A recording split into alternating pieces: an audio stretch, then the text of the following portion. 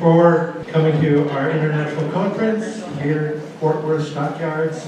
This is exciting. Glad everybody's here. I'm Dr. Bob, current CHA president. We have some guests to start, and it is my pleasure to invite Betsy Price, who's the former mayor of Fort Worth. She served for 10 years as the mayor, did a lot of things, had a lot of vision, and I just realized that I know why her vision and the way it worked, because this is a lady that really knows how to take aim at a goal or a target. So with that, Betsy, if you would come up and bring us some reading. Thank you, Bob. And if you don't know what he's referencing, I just won a belt buckle for champion ladies sporting class shooting. So,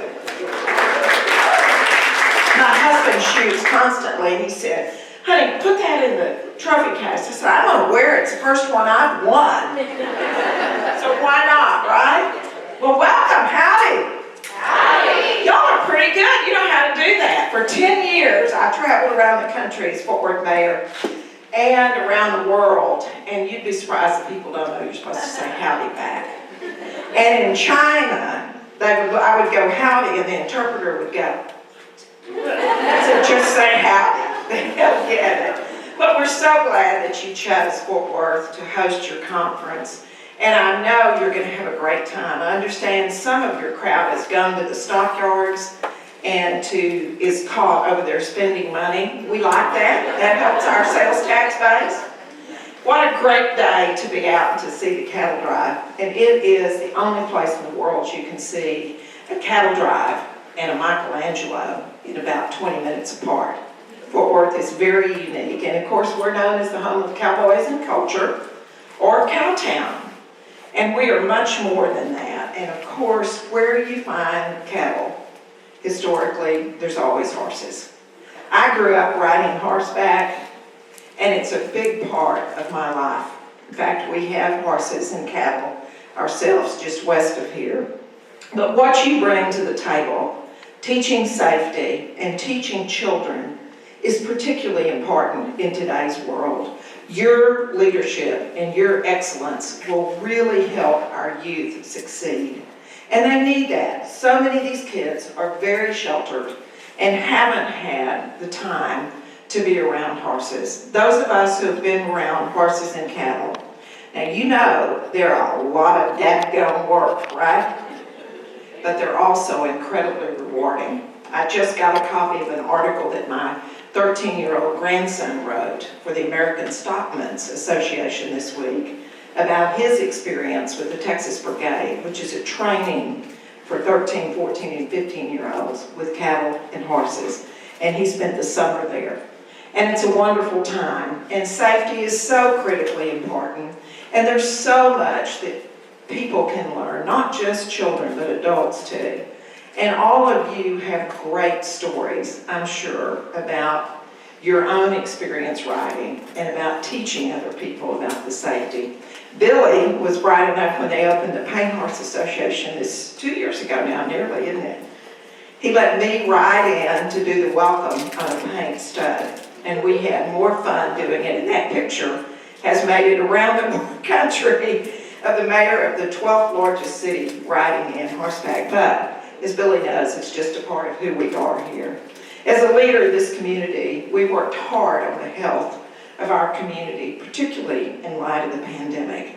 And what a better way to do it than to get families and children outside and on horseback. And in the midst of the pandemic, we were determined to reopen Fort Worth. And the first big event we hosted was the NFR.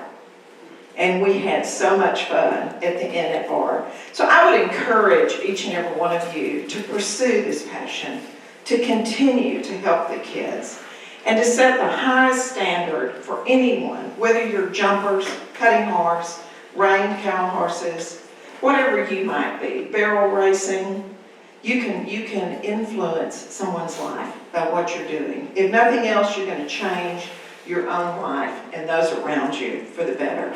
Because nothing changes you like being out among nature. And nothing changes you like having to work hard to keep a horse show ready or to keep them calm enough to ride safely on. I had the pleasure about 4 years ago of riding in the celebrity cutting event, and it was so much fun because I had ridden cutting horses a few times, but not many. And prior to the ride, I'd had a terrible bike accident, and I had double vision, and everything from here over was double. And my trainer said, that's going to be a little hard because the calf you pick out is going to be 2. I said, well, okay. Rick, we're just going to pick a calf on the left side because I don't have double vision on the left. And he said, try telling your horse that. But we did it, and I clearly didn't win, but I didn't fall off either, which was my husband's fear, that with double vision I would. But it's quite an experience, and it's part of what makes us real. But while you're here, I would encourage you not to just check out the stockyards. Kristen, who's your incoming president, we're very proud of Kristen, would encourage you to stay in the stockyards. But as past mayor, go see what the rest of what Fort Worth has to offer. Go find that Michelangelo that's at the Kimball, just over this way, the Children's Museum, and especially the Cowgirl Hall of Fame. If you haven't had a chance to see it, ladies and guys, go see the Cowgirl Hall of Fame. It's a phenomenal small museum. The Carter, the Modern, that we have the best museums in the world. We have great shopping all over, a beautiful downtown that you will enjoy. And if you're looking for funky town, Fort Worth, go to Magnolia. You can find all the funk you can handle as good Western people on the south side of Fort Worth. But it's a beautiful area. I just want to thank you again for being here. People on the streets of Fort Worth will greet you warmly, shake your hand, and tell you welcome to Cowtown. So on behalf of everyone in this city, thank you for coming to Fort Worth. Enjoy your time.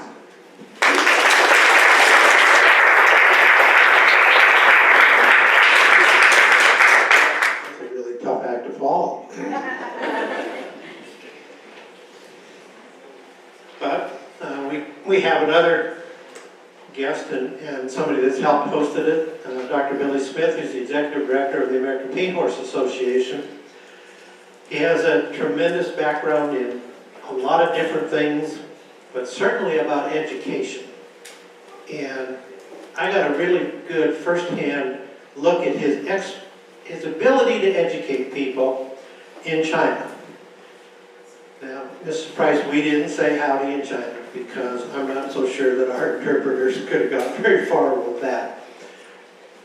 But Billy talked about the Western horse. We were there at a summit about the Western horse. There were people from APHA, AQHA, and Billy got me started on a quest to learn more about the cowboy history, what we saw when we watched the cattle drives today. I have become a student of reading about that, and it was fascinating, and it was all because Dr. Smith got us started about where did Western riding and some of the styles and what we do with horses came from. It was fascinating. No, it wasn't from China. He talked about, in the book that I really enjoyed, that he said you need to buy this and read it, was the one about Koana Parker. And I would strongly recommend everybody read that, because it's really quite interesting. And then there's another book about the Chisholm Trail. Last gentleman's name that wrote that starts with a G. I think it's Garrett or something like that, or Garner. Again, very historical, very interesting, and listening to the gentleman downtown today tell us about the trip on the trail really brought it to life. And I had read about it, and it was really something, but I owe that to Billy Smith. And certainly, if you get a chance to stop by the APHA offices, they're wonderful. Again, his teaching ability came out yesterday as he took us through the building and talked about some things related to Mule Alley and what went on. It's really quite fascinating. But it's a pleasure to welcome my friend, Billy Smith, to bring us greetings from APHA.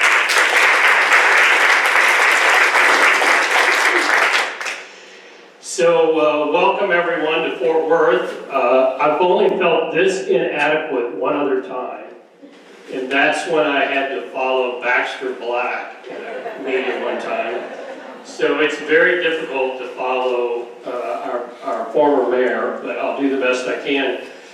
The book that Bob's talking about is called Empire of the Summer Moon. If you want to understand this area and its indigenous people and the evolution of the cowboy in this area, it's worth reading. In fact, you'll learn in that unlike what you'll see on TV westerns, the Comanche Indians were the only Indians who fought on horseback.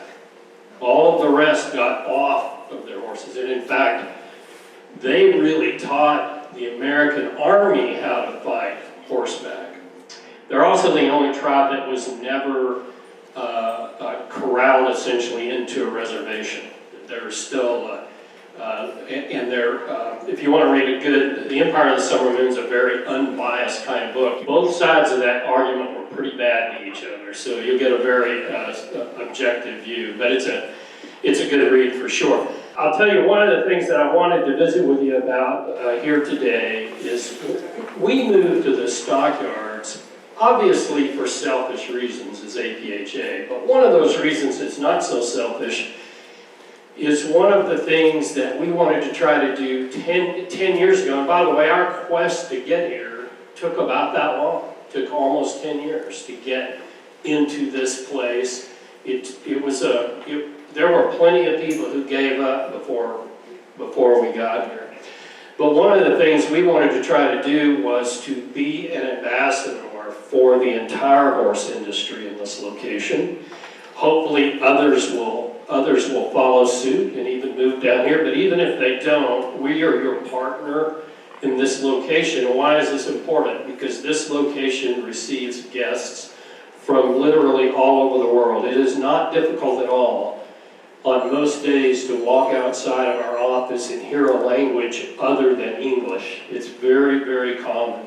Other than English and other than Spanish, you hear lots of different languages.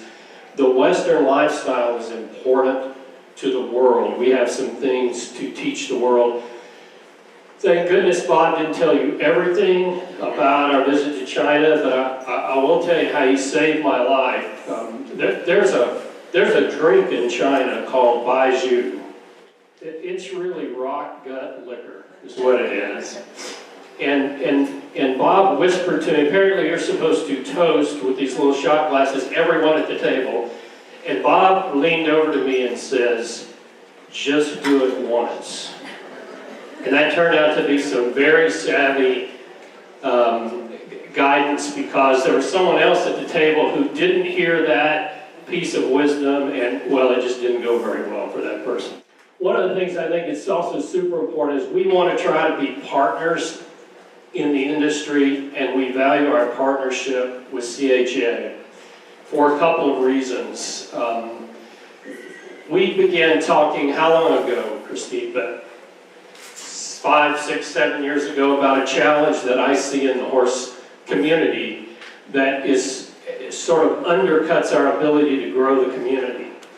And I'm careful where I say this because I get lots of pushback, but the reality is these organizations like ours, and we're guilty of this, developed unwittingly a system of amateur horsemanship that cut the legs out from under the lesson-giving community.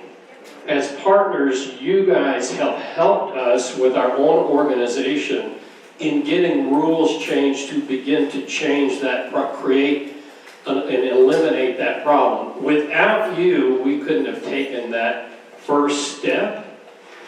We're going to try to go farther, right? It's taken a while, but I'll tell you, your executive director has been incredibly helpful. I think that she looked at us occasionally with discouragement, but were it not without you, we could not have begun the process of solving that. If you're a little confused with what I mean, I'll give you an example in our own office. I did a little bit of research some years ago with our own staff, and I said, how many of you would give lessons to kids if you could do so and there was no risk to your amateur status? We had 6 employees who would do it. There's 2 problems with it. Number one, they're not going to do it because they don't want to risk their amateur status. And so we have cut the knees out from under the ability of our youth to grow up with horses. And one of the things, the Sports Illustrated did a groundbreaking piece of research several years ago, and you know this now. About 9 years of age, by that age, you figured out what you're going to do recreationally the rest of your life.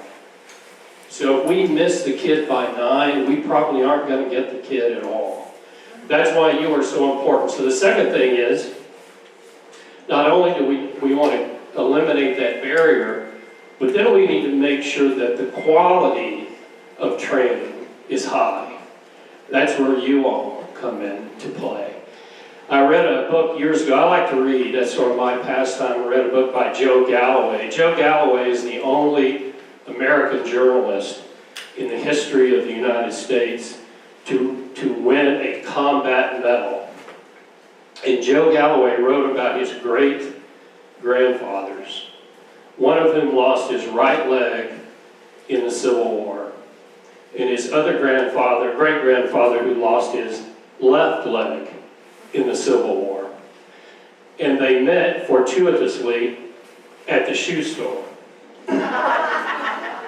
And interestingly enough, they had the same shoe size. And so every year from that day forward, they met at the shoe store once a year and bought a new pair of shoes. Well, they also brought their families, and from there, one of their daughters married the other's son, and so forth and so on. So that's the best picture of partnership that I can paint for you, is we need to do for one another what we can't do ourselves. And what you all do, we couldn't do. And it's important that we continue this partnership. The other thing about partnership I think is important, I think of partnerships almost like a marriage. And what I mean by that is they are not short-term. They are long-term, and the net of that relationship is both organizations do better. Both organizations achieve things they could not achieve. Or in Mr. Galloway's example, his great-grandfathers each would have had to buy an entire pair of shoes and have one unnecessary pair of shoe, and by partnering they saved each other a lot of time, money, and headache. You all have done that for us. That's how I envision partnership, and that's the way we want to continue to do that. We've done that with other organizations. We have an event here called the Lone Star Gathering. It's an event we do with the World Conformation Horse Organization. It's a full-on, something people told me we could never do. You can't have a full-on standalone halter horse competition. Well, we do. It's fantastic. It's a lot of horses.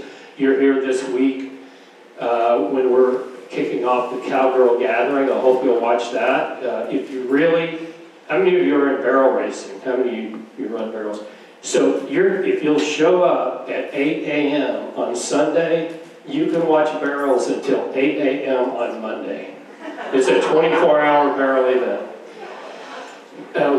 We thought we could fix that this year by increasing the entry fee. Had no effect at all. We're at 1,300 horses. We're going to go all night. We opened it up to what we call the Cowgirl Essence Exchange. It's an event, a little bit like TED Talks, where we bring in some of the most significant women in the industry. It's an all-women event. We have declared the Cowboy Channel studio as a complete non-testosterone area. And we do that for a couple of reasons, one of which, for non-horse people, it's amazing how shocked they are to know that 80% of APHA's members are women.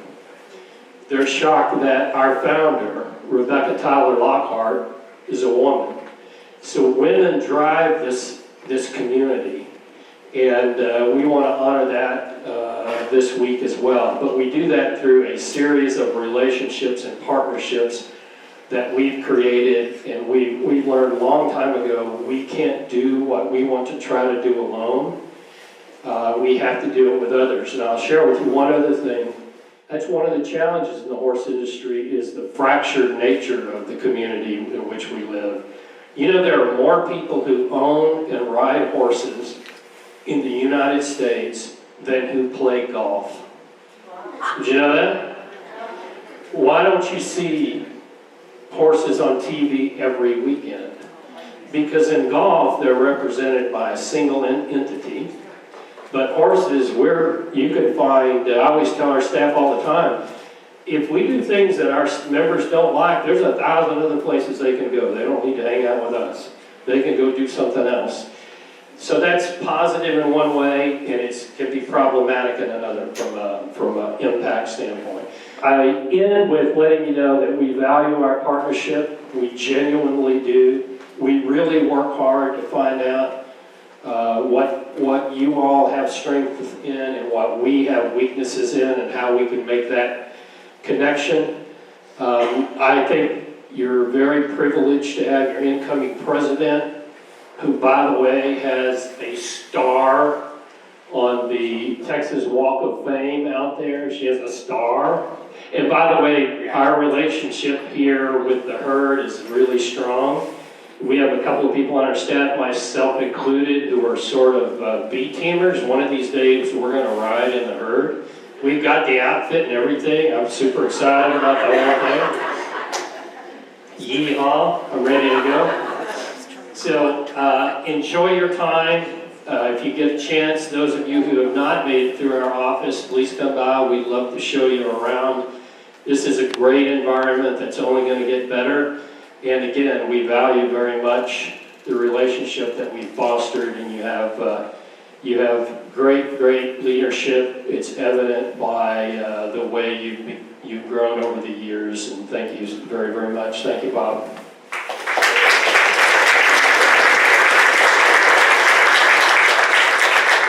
It's making it harder and harder.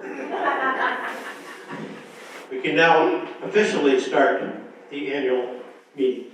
We have to do this face to face. Isn't that exciting? Yes. I think we need to recognize the efforts of the association over time. Yes, last year was tough. Last year was really tough. We're not going to go on with that anymore. I read something the other day that there's going to be a new phrase. So when things aren't going well, I'm just going to say 2020. I don't think we should do that. I think we should just let it drift off into history and oblivion and just leave it there. But we have over 190 people here at the convention.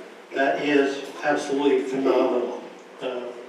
And over the next 3 days, we're going to have a lot of time to reconnect, make connections, learn, enjoy Fort Worth, develop some of those things that Billy just talked about, partnerships, relationships, who can help with what to do those sorts of things. And because there's always new people, lifeblood of any association. We were talking at the board meeting yesterday about the old timers, the mid-timers, and the first-timers. I think it should be the mature timers, the mid-timers, and the first-timers. But if we could invite all of the first-time conference attendees to stand up.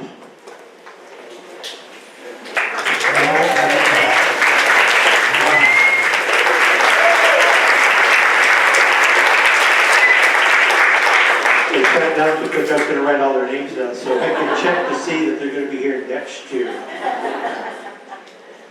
But I want to compliment the association, its members, the directors, all the people that have been involved. I mean, we had almost at the last minute had to punt and go virtual last year.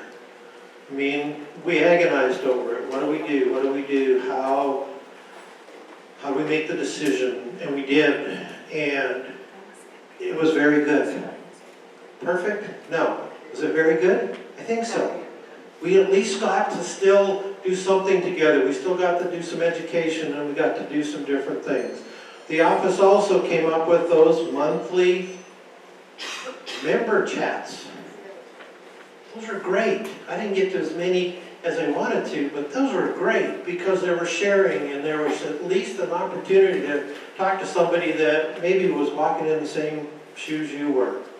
Most of us have a left and a right one, not like Billy's story, but we could share, we could help each other, and we could do a lot of different things. And I think you'll see as we go through some of the reports, we did okay. But we did okay because membership held together, directors, our staff held together, and made sure that we moved forward. It was not, and I thought about it, and actually I think I wrote about it in one of the e-blast comments. It wasn't, oh, wringing our hands. What are we going to do? It's like, how are we going to do this? How are we going to make this happen? Because we're going to make something happen. And I compliment all of you on that. I also noticed, and I don't know if anybody reflected on it, but our first speaker, the former mayor, she intoned the CHA-Y statement multiple times. And I don't know if we fed that to her, but I'm pretty sure we didn't, but I'm pretty sure she just did it. Yeah, that Y statement matters. It does matter to each and every one of us. Thank you for being here. I'm glad Mrs. Price did the howdy thing, because I forgot, but I got that the first time. Got out of the cab when I got to the hotel, guy opened the door and said, howdy. And Kristen had warned me, I said, howdy back. So, I am somewhat trainable, not really good, but somewhat trainable. With that, I think it is our Chief Executive Officer's turn. Thank you, Dr. Bob. Hi, everyone. I think most of you know me, but for those of you that don't, I am your Chief Executive Officer, Christy Landwehr, and I've been doing this for just a minute. So probably a few of you know me by now. I'm so excited to see all the new people. That makes me so excited. First-time conference attendees. I just love that. I love that we just always have new energy and new blood, so thank you. That is my paint that ain't, and Billy's already gone, so I can't say my joke. That's too bad. But he is a breeding stock paint, but he's a gelding, so there's that. But anyways, his name is Socks, and there he is, and he's very cute.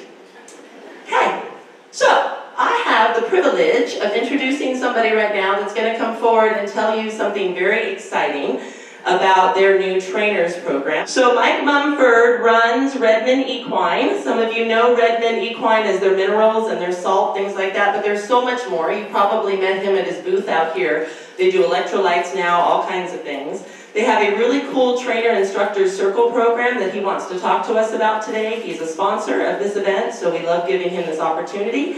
And he didn't want me to say this, but I'm going to say it anyways, he competed in the 1984 Los Angeles Olympic Games as a pentathlete.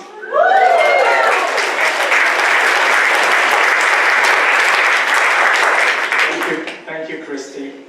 And don't let him get rid of horses. You know, it's really interesting because I was blessed to be invited to dinner with the board last night, and I have to tell you, what an accomplished, passionate, and humble group.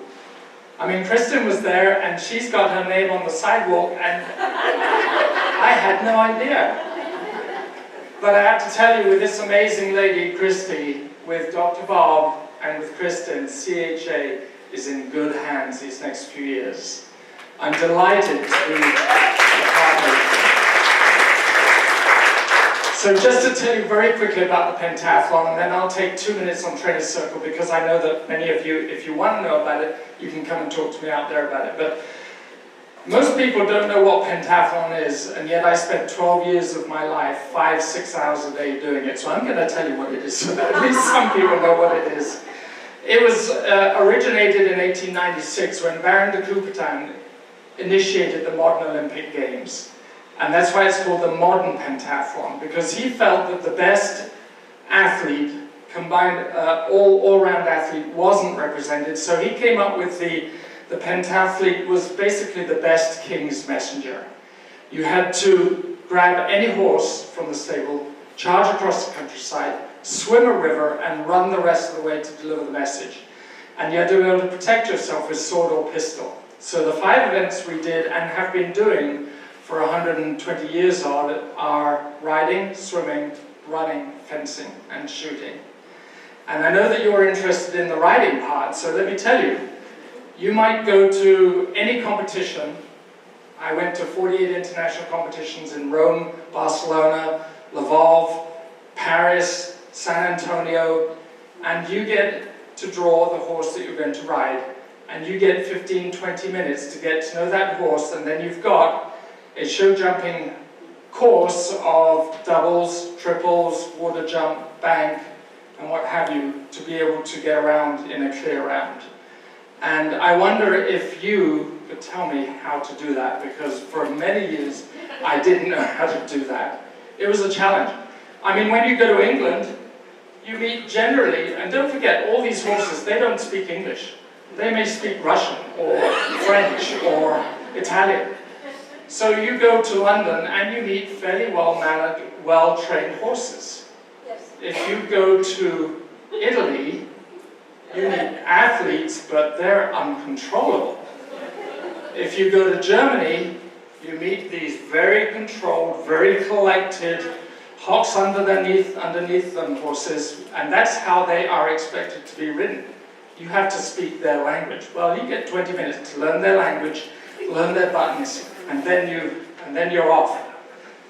I learned 1 year before the Olympic Games, there's only one thing you need to know. There's only one thing you need to know. I'm sure you can tell me, because you guys know so much more about riding than I do.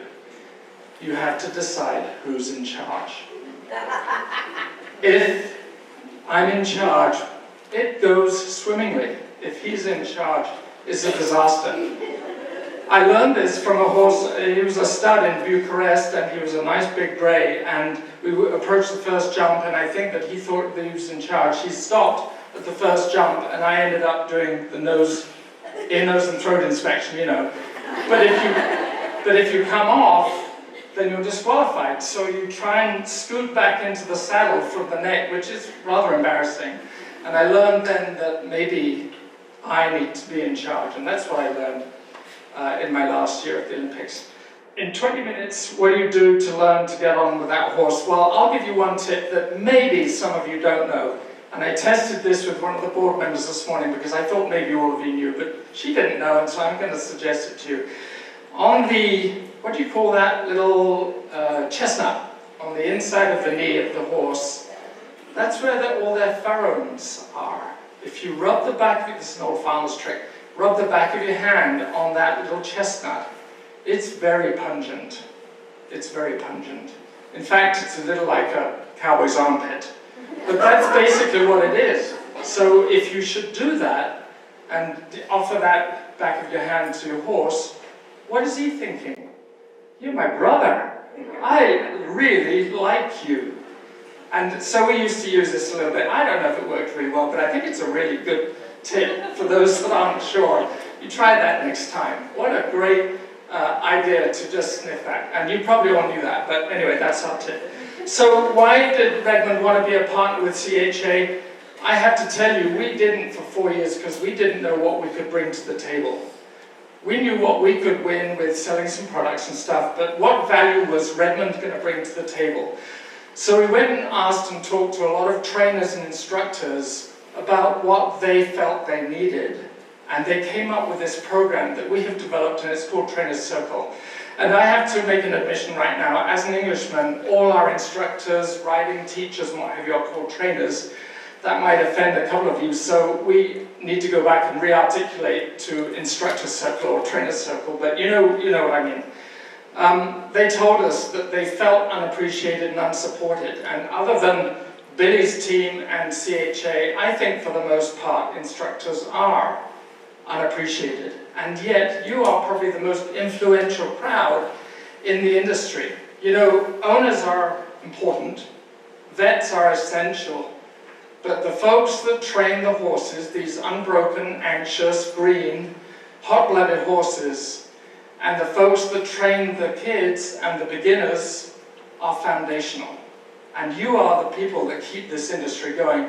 And we wanted to connect with you and know how we supported you. And you told us you wanted a place where you could connect with others, a place where you could learn about new products, a place where you could get good products at a really good discounted price. We put all that into our Trainer's Circle. And guess what? It's free to join because we value you. This is a win-win. We get your influence from telling all the people that you know, and you get the benefit of the great discounts and the connection that we will bring to that group.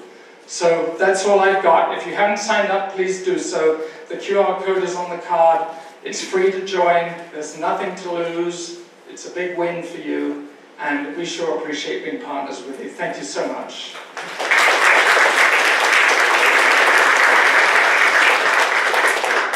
Happy to have him, it's very exciting. All right, so how many of you like social media? Do any of you like social media, like doing any of that stuff? Okay, for those that do, help me and help your association by hashtagging, because I know you're already putting stuff on Facebook, I'm fully aware. And probably none of you have hashtagged yet, so shame on you, go back in and hashtag. Because if we go ahead and we use hashtag CHA Icon 2021 or hashtag CHA Instructors, I can go in and utilize all those photos however I wish. And I would like to be able to do that. That would be super fun, to share this next year and to do all of that, okay? So please, please, yes, take a picture of this and do that for us. That would be super beneficial because we know you're gonna have a lot of fun. All right, there's Erin, stand up, Erin. Yay, Erin! Erin not only is our Instagram person and our Pinterest person, but she also did this PowerPoint for me because she's really awesome that way and made it look pretty. So thanks, Erin. Yes, I'm very happy you're here to do that. And then Terry never comes in. Terry, she's coming now. Okay, good, Terry's coming. So Terry is so cool. She's behind the scenes right now emailing all of you the QR code that Mike just said for Trainer Circle. So she does all this stuff behind the scenes. She's my right-hand woman. Terry Weaver, Membership Services Director. And then some of you have seen for the last 3 years, I've had a left-hand woman, so I have a right-hand woman and a left-hand woman. Isa Williams is my dear friend, and she is also a go-to person. And that brings up any of us that have a blue lanyard on. We are either board or staff, and you come to us with questions. If you do not have a blue lanyard, you don't need to know it all. But if you have a blue lanyard, you need to know it all. So that is how we differentiate ourselves. So there is a life member discount that goes on here at the Shindig, and it's $100 off, right? So for those of you that have been thinking about it but haven't known for sure, it's only $6.50, so do it. Here are all of our presenters, and I just want them all to stand up. So anyone that's volunteer presenting, we don't pay any of these folks. They're just fabulous. Stand up, come on, every single one of you. Thank you, thank you, thank you. And obviously more are coming, right, every day. But we just so appreciate all of you wanting to share your knowledge, because without that, we wouldn't exist, right? So thank you. And here is the list of everyone that's going to be here. And I have a few special announcements about the ones that are happening this afternoon that I'll share in just a little bit. So here are our partners. There are some of them in the room. Obviously, Dr. Billy Smith, who just left, is with Peyton Horse. And that amateur rule is a big deal. Long after I'm not your CEO, Christy Landwehr is going to get that done, and I might be 80.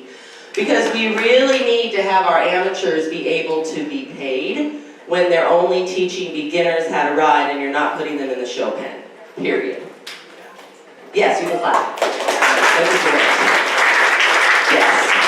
So CHA needs to get that done, because we teach beginners to ride. So we need to get that done so that all of us can still be amateurs, because what's that going to do? It's going to put more amateurs in the show pen, and it's going to put more lesson horses and good people to teach on these wonderful lesson horses available to do what to our industry? Grow it.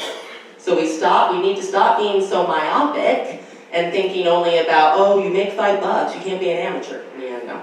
So anyways, Billy and I are working on that. It's going to get done eventually. AQHA is another huge partner of ours. We have Katie Reynolds here. She's on our board, and we're thrilled to have her. So give it up for AQHA, please. IEA, Jen and Roxanne, are you guys both? Where's Roxanne? There you go. Stand up, both of you. So we have Roxanne Durant. She's the CEO of IEA, and Jen is their membership person, and Jen's also on our board. So we're so happy they're here. Equine Network, that's going to be all of your major magazines like Horse and Rider, Practical Horseman, Stable Management, that they partner with us. Obviously Equisure, Arabian Horse Association. We also have Appaloosas and Troxel. And Troxel gives great discounts on helmets, as I'm sure most of you are aware. All right, if you are a regional director or a state or provincial representative for us, will you please stand at this time? Thank you very much. You are also so appreciated because without this group of amazing people, we would not be able to spread the word about who we are. We would not be able to find new host sites. We would not be able to find new members. So if any of you are ever interested in being a regional director or a state or provincial rep, just ask us how, and we would be happy to have you do that. So it's quite the list. And we're getting to the point where almost every state and almost every province has someone now, which was a far cry a few years ago. So we're very excited about that. Affiliation with other things that we do, this is all on our website, but we do a lot. So these are some of the others that we partner with. If you're ever interested in finding out more, you can come to the roundtable tonight that Terry's doing on member benefits. She'll have a whole list of everything that's a member benefit to you, so please do that. Have any of you ever heard Horse Radio Network and listened to the podcast? Okay, well, it's one of the best things I do in my job, in my opinion. I love it. It's super fun. So I'm not going to let that go away because I enjoy it so much. But that's been fun to be able to partner with Glenn and Jen on that. So here's all of our resources. You already know about all these, but if there's something up there you don't know about, like our new streaming video service, that would be wonderful to find out more. If Michael and Tom Case could take a second from behind their video cameras and just wave. They're with Moving Images Northwest. And they also have been doing this conference for just a minute. Yeah, many, many years now they've been coming and filming. This is actually being filmed right now so that we are going to be able to give this link to this annual meeting to every single person in our membership that could not be with us. They are also going to video the awards banquet tomorrow night at Billy Bob's. And does anyone know what Billy Bob's is? The largest honky tonk in the world. Okay, so if you haven't already done it, get your boots shined by Rondell out here because you don't want to be embarrassed when you go to Billy Bob's, okay? So Rondell's doing boot shine, so please go and get that done. That would be just great. And then I wanted to mention, Billy's very humble, but they're being really wonderful to us over at Paint Horse. They're giving us a 20% off discount and everything in their store. So go to Mule Alley. Dr. Bob's already shopped. Others have already shopped. 20% off. Okay, so please make sure to see them on Mule Alley, over on Exchange Avenue. Google it, Shannon. You'll be fine. Google it. Google it. Okay, and then let me see. Oh, somebody had mentioned the virtual conference, so I just want to bring that up. The virtual conference is still available to anyone to purchase, and it's 8 hours of evergreen information that we created last year, which is really still wonderful. So if you're looking for 8 more hours of CEUs, you don't have to if you're here, because you get all 25 hours. But let's say next year you can't join us, then you can certainly still do that. We would love to have that. Lots of different things. Again, I'm not going to go into all this. You already know it all. But you can look it up. You can take a picture. You can ask me for the PowerPoint later. But all this stuff is over with Terry at the desk. If some of you have noticed, there is no silent auction here. Okay? For those of you that have been to conference before, you've seen a silent auction. Well, let me tell you what COVID taught us. COVID taught us last year that y'all spend more when you're in the comfort of your living room with a glass of wine or beer in your hand after 6 p.m. We doubled our money. So we're never doing it in person again. Sorry. It's online from here on out. It is going to happen though. I'm actually stealing your thunder. It's going to happen right now live. It's very exciting. So there it is. Bam.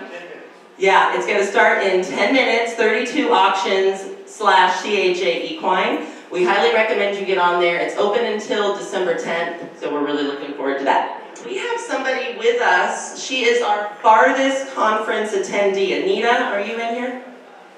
Anita? There's Anita. So Anita came, stand up for a moment, Anita, so people can see you. Anita came all the way from Israel to be here with us. Yes. And what is so wonderful about Anita, she is the founding mother of therapeutic riding in Israel. Yes. So she's having a breakout this afternoon, so if any of you are interested in any of that, please go to her talk. She also has 2 amazing books that she will sign for you if you want those as well. So we're so thrilled to have her. So I just wanted to mention her because you came from so far away and we so appreciate you. So thank you very much. So as you all know, we are a 501c3, which is a nonprofit association, and that means, just as a reminder, that your association is run by a board of volunteers. We have our 12-member board. I think it's easy to say that, like the rest of you, we do it because we love it. We do it because of you, and how much you bring to the tables. So as I've already said, I am the current president, just finishing my first full year. Kristen Jaworski, who is our president-elect, and you will get to meet her in a few more minutes, but has done a great job with helping us put this on. She brings some really incredible things to the table, asks some very probative questions. You're not going to blow anything by. You better have an answer, and it better be a good answer. Our Vice President of Regional Relations is Jen Eaton from Massachusetts. Also, as you heard, she's part of IEA. Vice President of New Initiatives is Ann Brzezinski from Tennessee. Has, again, also all of these people bring tremendous things to the table. Elizabeth Duffy unfortunately can't be with us because of her job commitment, but she is our secretary. And Terry Williams from Ohio serves as the treasurer. And then Tammy Gaynor is our immediate past president from Ohio. Our board of directors is made up of, and unfortunately for some of these they weren't able to make it, but Haley Eberly from Oklahoma, Teddy Frankie, who you'll hear from in a minute, is from Oregon, Susan Garside from Ohio, Jessica Hershey from New Hampshire, Katrina Letter from Michigan, Katie Reynolds, who you already heard but represents AQHA, is on the board, and then James Rickner from Kansas, who comes with a camping background. So we have a tremendous group of people that have a skill set, and I guess one of the things that I appreciate about working with this board, yes, 2020 was a huge question mark, but nobody stopped. Nobody stopped thinking about what we could do. Nobody stopped doing their board-related jobs. None of the committees stopped. Maybe slowed down, but didn't stop. And I think that's pretty significant. And maybe when we were a little slower, we had more time to think.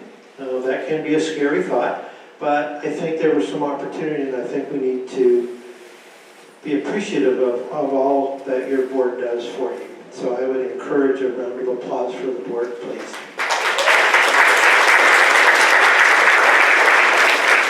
Thank you.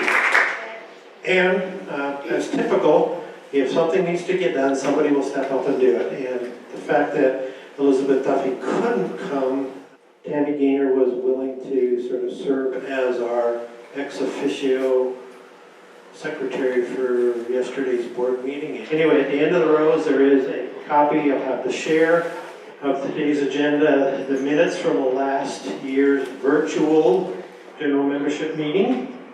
If anybody can quickly read through them, any of the speed readers. Sana.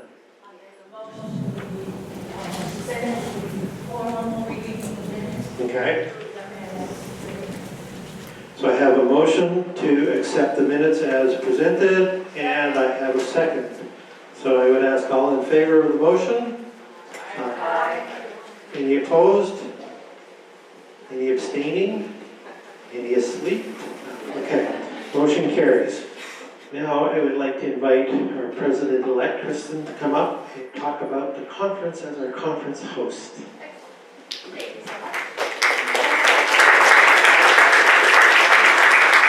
Thank you. Thank you for all the wonderful introductions. What a great group to be part of. I could not be more proud to welcome you to the historic Fort Worth Stockyards. And it's already been such a great conference, and I've had such a delightful time showing you around, giving you a tour of the barn if you've had an opportunity to do that, and see the cattle drive. We do it again at 4 o'clock today. So if you have that opportunity, every day at 11:30 and 4 o'clock, we welcome you. But what great things that you've already heard this morning, this afternoon, from Billy with Paint Horse, from former Mayor Betsy Price. And then I don't know how I feel about being known asking questions, because certainly I welcome them as much. So thank you for that. And I know that I complimented so many of you already today for asking questions of me. I am always happy to answer them, because I always say that means people are listening, and I think that's very great. So I'm thrilled to welcome you to Fort Worth, home of the Stockyards and the world's only twice daily cattle drive. which that's why I was so excited when you all at CHA asked if we would host this year's conference. And like Mayor Price said, if we can do NFR, we can probably entertain some equestrians, and we were so happy to do that because safety is so important of all of our visitors, whether it's international or here in the United States. And so Fort Worth has always captured not only the imaginations of our past, but also our future. And so as you saw even this morning, if you ventured out shopping or at lunch, visitors are flocking by the millions in the district, and they truly are from all over the world. And this audience in this room, you guys are from all over the country, and I'm so proud of that. And that was something that I was able to tell Mayor Price right away, and she certainly is proud of that. In the stockyards, we've had a lot of development. With the new Hotel Drover and Mule Alley, where American Paint Horse Association is located, really doubles down on the story of the stockyards and Fort Worth, and truly our hospitality.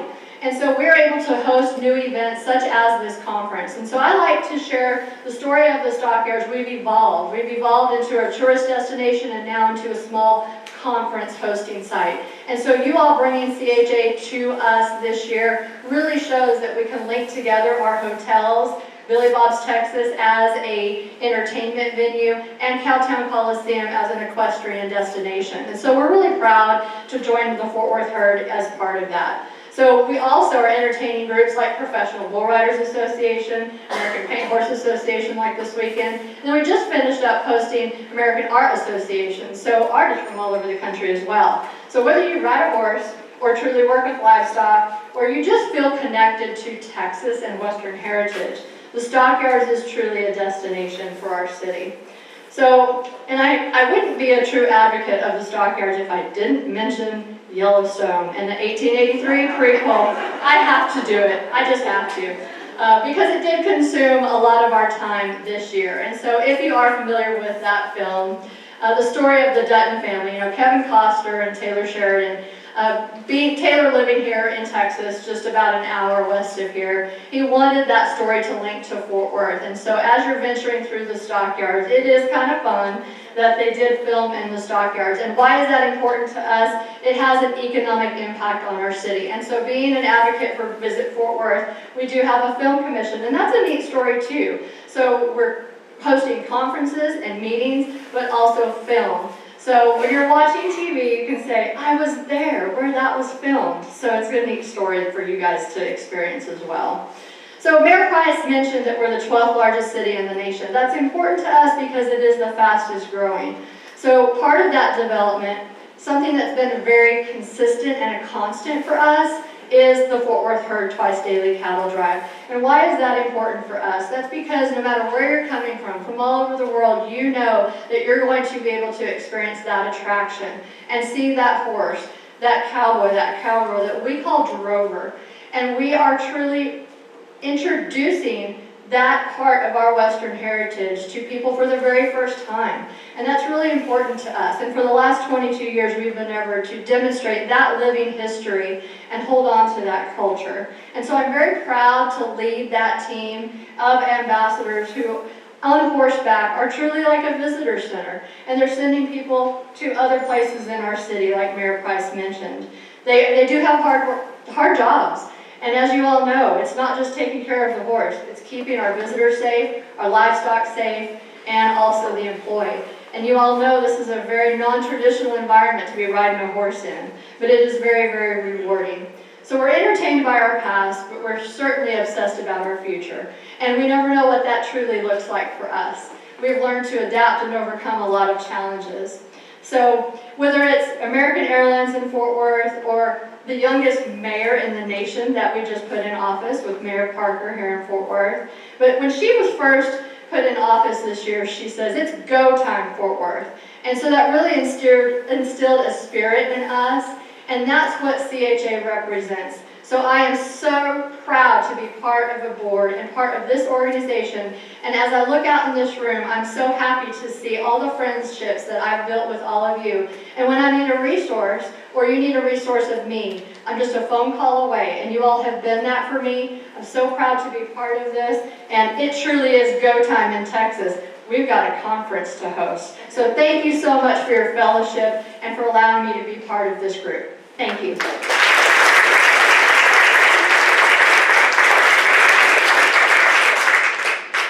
Thank you, Kristen. She does ask really good questions. But you also asked her some really good questions today. So listening, participating, being engaged. Every association, and this is always kind of the hard part, I think, for a lot of associations, and having people to take ownership of it from the board perspective, and being the treasurer and trying to keep track of a wide variety of things. And there's a lot of things going on that need to be taken care of, and so we certainly appreciate all that Terry has done. And there was a few copies of the financial that were passed around. So with that, I'm going to turn it over to Terry to walk us through it. Well, first of all, thank you all for coming. This is a great turnout. I mean, from a treasurer standpoint, I love the money. No, I'm just kidding. First of all, I think that we really need to recognize our CEO and Terry Weaver, because through COVID, it was quite a struggle for many organizations, especially nonprofits, and we came out ahead. So explain that to me. I mean, it's through their good programming ideas and everything else, and we'll go into some detail there. One of the things that the board decided to do a few years ago was invest some of our money into stocks, which the board had never done before. Risky business, right? We are proud to say that this year we had an 18.57% increase. So if anybody does stocks, they know that's pretty darn good. So we've increased our investment not by almost $7,000 since we put it in, which is better than the CDs that we were doing before, which we still do CDs, so we're not wasting you guys' money. We just make it safe and try to make more. Okay. One of the things that Christy and Terry did was the government had the PPP forgiveness loans. And I think that's what really helped us the most. The PPP loans that weren't necessarily forgiven. They were at a low interest. She got the first one forgiven. We got a second loan. We got that one forgiven too. So that really helped out and paid the salaries of Christy and Terry and other contractual staff and different things. So it helped us a lot. But it's through their quick management. Christy was on that. Because I can tell you a lot of people didn't get those loans. Okay? As far as our budget, from this year up to September, we're budgeted for $59,961. Right now, at the end of September, we have $187,130. That tells you something's going good, right? I'm writing this. Sorry. Okay. So then we have our new budget that you guys have a copy in your pile of papers. And the board has Christy and Terry work on the budget. If anybody's ever done a budget for a large organization, you know what they go through. And usually when Christy gives it to me, I get the easy part. I get to look at it and if I have any questions. Well, usually it'll be like one or two. One was just one little question, which we were going to discuss. But other than that, they've got this system down, let me tell you. So they make my job really easy. I don't have to ask hardly anything. So basically, when you look at the new budget, the board approved it, but there is a change to it that we had to amend after it was typed up because they couldn't go back and type it up. At the end of it, there's a section for committee, so you know how much money they need. Well, some of our committees decided they needed more than what was budgeted, just in case. And that was educational and training, which you can guess, that's probably a big one. So they asked for a $1,500 increase. And then research and development, another big one, they asked for $1,000, which is not a whole lot when you look at what committees do. That tells you what the volunteers do to make up for that expense. So those are the only changes to the budget. The budget is, we're nonprofit, so we're not going to make a whole lot of money like we did this year. I mean, that's just, I don't know what the account's going to do. No, I'm just kidding. But basically, it makes a little change that she had budgeted for like about $7,100 profit. So that just bumped us down just, $2,500. So we're still safe. So it was easy to make that change. That brings up my only question to the budget. There was an increase in membership fees. And the board has to approve that, but Christy and Terry put it in because there has not been a membership increase for 5 years. So our membership, you guys, this is not bad. Our membership is increasing $5, right? But for people that aren't certified members, it's going to go up $15. Okay, because we feel that our certified members have a little bit more invested in the program. So that's the only increase. Can y'all live with that? Yeah, okay. So that's Christie and Terry again, not the board, we just approved it. Okay, does anybody have any questions about the current budget or the new budget? No, nobody likes to look at numbers, I know. Treasurer's job is always a hard job to fill, but not with Christie and Terry. Okay, well, thank you once again for coming.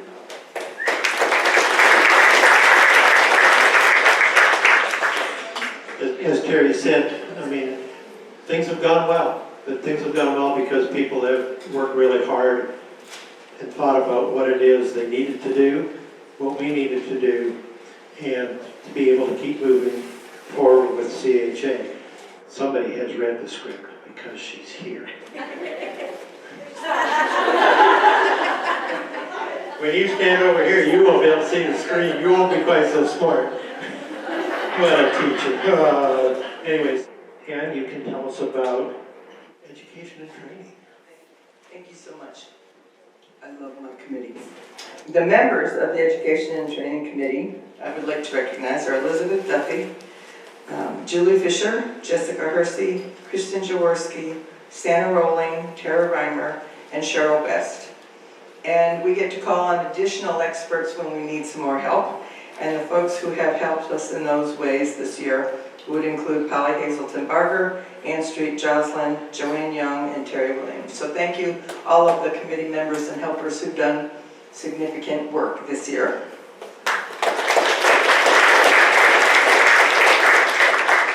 So we have several projects and programs in the works.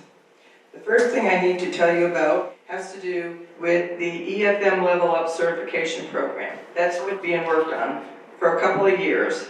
And due to COVID, we had to postpone the first Level Up program for the English and Western instructors.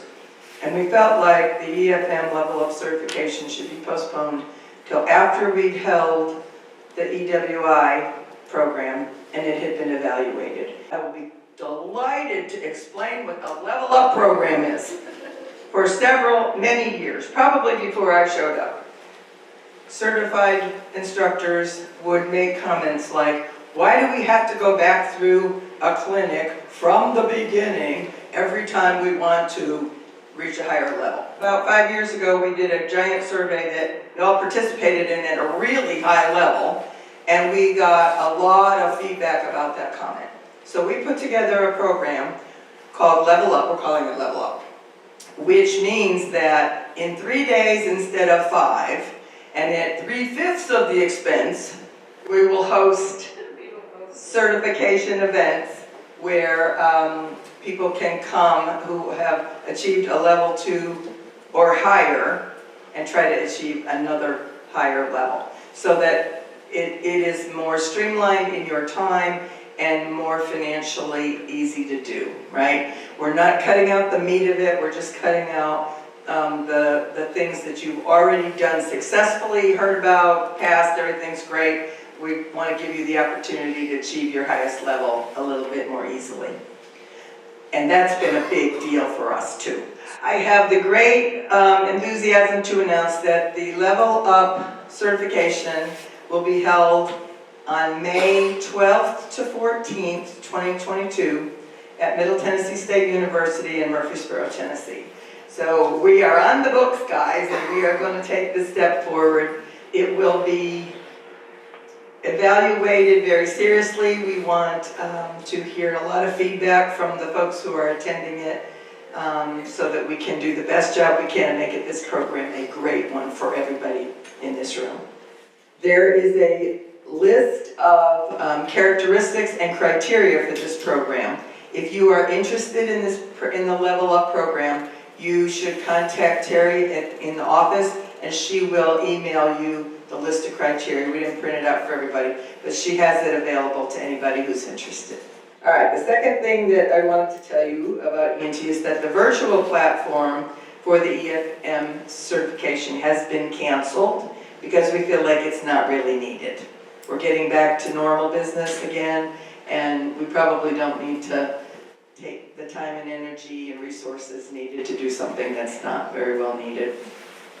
We have several videos that have been assigned and accepted for pre-certification videos. Ann Street Joslin called it a preparedness package. That's a great label. I love that. Part of the preparedness package for people approaching certification will be the video introductions. For IRD, Tammy Gaynor is going to lead that video. For driving, Phil Peterson. For vaulting, Tamea Denault. And for trail, Fred Bruce. So thank you to all those folks who have agreed to lead those initiatives. And if you feel like you have something to offer to them, please find them at the conference and let them know you're willing to help. And the last thing that I'd like to tell you about is our instructor video lesson evaluation. This initiative is to develop pre-certifier instructor evaluations whereby folks interested in getting certified who maybe don't know if they're ready, or somebody wanting to level up who isn't sure if they're ready, or somebody who just wants to know what is our process, what is our program, can submit a 15-minute video of themselves giving a lesson to our list of certifiers and get honest, frank, and hopefully kind feedback, okay? So that they get some way of knowing before that, you know, let's face it, it's about making the worry go away. We're a wonderful bunch, but they don't know that till they get here, right? Till they need us. So this is opening the gateway a little bit so that people are more willing to walk through and join us. That program, the details are still in committee, but it has been accepted enthusiastically so far, the idea has. So I hope that we will be able to bring that forth in the next year or so. And I guess that's it for my E&T report. Thank you very much.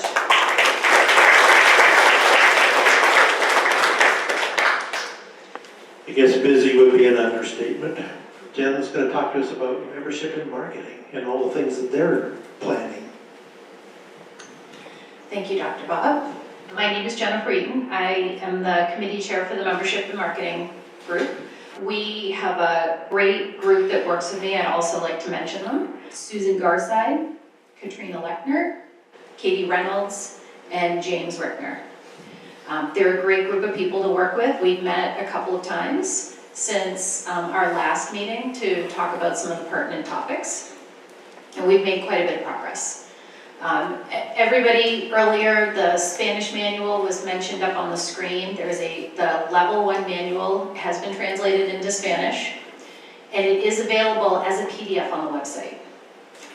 And which is really exciting because it no longer has to be mailed as a physical book. So if you know somebody who would benefit, it's sold right in the store. But spread the word. We also have them, several of them in printed form, if someone would like a printed manual. We've been working over the last year to really highlight the program member benefits that each of you get. If you're not aware of your program member benefits, there is a list on the website that you can see. And there's a lot of really great things there that you should take advantage of. And we do have some graphics, some infographics being put together to help someone who doesn't understand about a certification program understand the roadmap to kind of get certified. And those will be released a little bit later this year. And the last thing I want to talk about are the skills workshops. How many people know that there are skills workshops? Oh, wow. Okay. So a skills workshop it can be run by any certified instructor. It should be taught about a topic that is covered in a certification. It is not a certification, but it covers any topic, or it can cover a topic that teaches someone how to run a certification, okay? They can be run at any facility of a program member of CHA, and it's a really great opportunity to maybe even get people that aren't part of CHA in to learn something about, the English and Western certification, maybe some of the, like a vaulting, that would be kind of cool, right? But it's our members on the ground talking to other people that get initiatives like this off the ground. So we need your help to kind of spread the word. And you, the next time you can, get on the website and go visit under education, under all the certification. The skills workshops are at the very bottom of the page. And we're here to answer any questions that you might have. Okay, thank you so much for having me.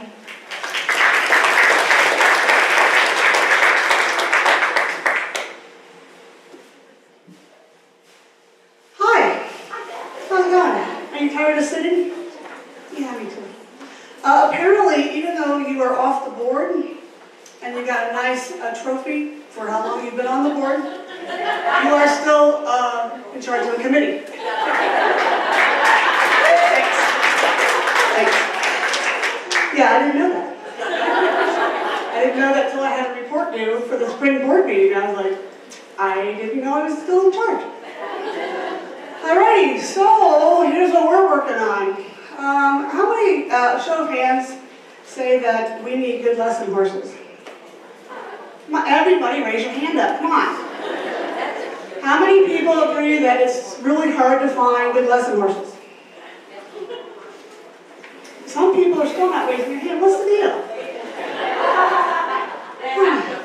You already have them? Really? Okay, so guess what? The board has decided to charge the R&D committee to form a type of certification for people who train horses.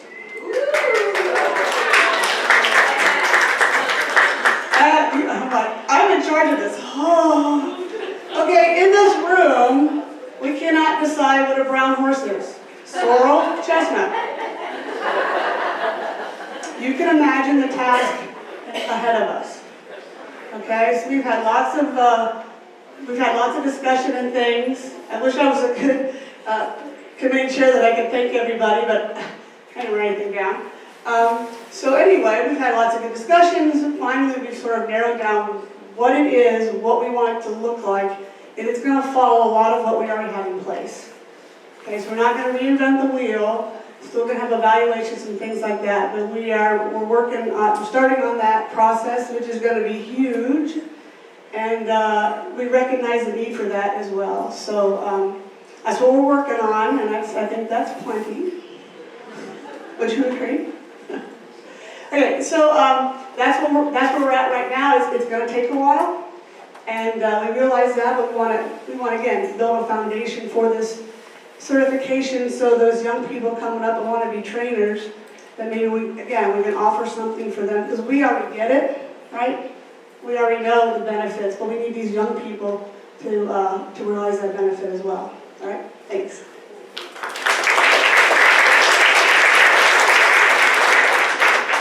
I'm glad to hear that there was such positive response, because yeah, so when that first came out, it was like, oh, what will that look like?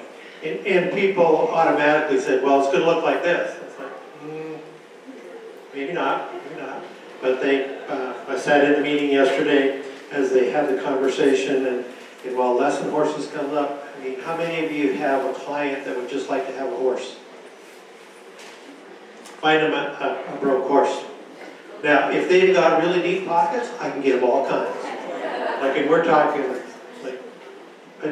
like those ads that say, yeah, he's only in 6 figures. And it's like, my wallet cringes. It's like, okay, 6 figures, like sort of $1, you know. But I think that's going to be something that really is a benefit, not only to those of you that teach, but I think it's one of those things that's going to be a huge benefit to the horse industry. Because as new people come on, they have no idea. They don't know what they're looking for, and they don't know where to go look. And I think this is going to be something that, again, CHA is going to lead the way.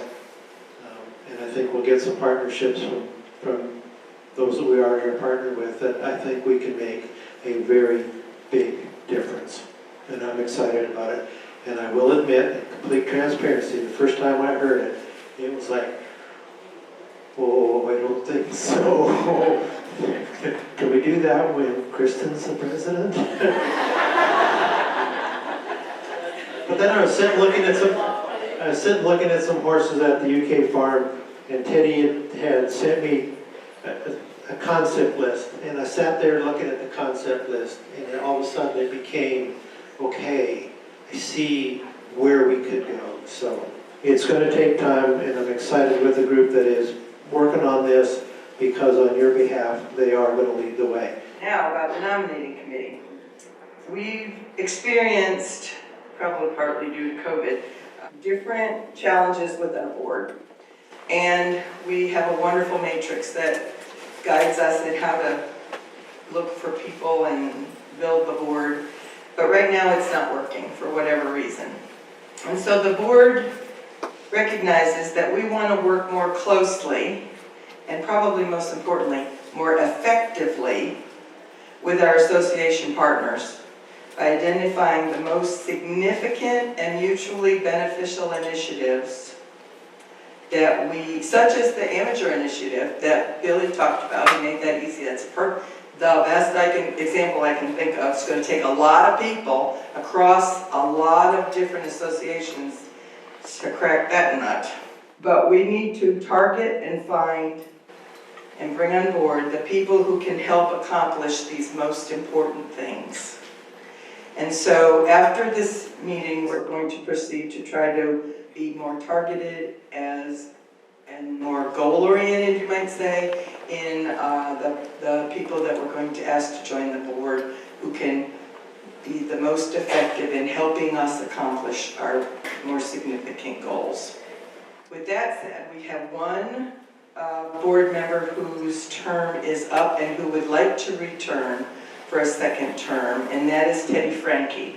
So Teddy, would you come up and tell us about your energy and intents and initiatives? Yeah, well, great to see so many of you guys here, and I'm really just thrilled and privileged to have been a part of this board for the last 3 years. And you know, just to give you a little background on who I am, I'm from Oregon, and I've been a horseman and equine educator throughout my career. But I like to say that I'm like one of the youngest old guys out there. And what I mean by that is I was the little kid who grew up like many of you guys have in your arena. And I earned my first level 1 certificate when I was 12 years old. And I've been with this organization ever since because I see it making an impact on people, changing lives. And I want to continue to promote that any way that I can. And my commitment to all of you guys is that you guys are out there making a difference for people. And I want to give you as many opportunities to do that as possible. That's why I'm really excited about this horse training certification. I think that's going to be huge as far as giving you another option, another way to encourage people to be involved in the horse industry. I also think that this initiative that we're working on with the amateur status is going to be absolutely important in being able to do that as well. And so all of these different things really CHA is able to lead and is able to be the organization that sets the pace for the horse industry in many, many ways, and especially when we combine our efforts with our partners. So again, I'm humbled to be a part of this board, and I thank you guys for believing in me to do that.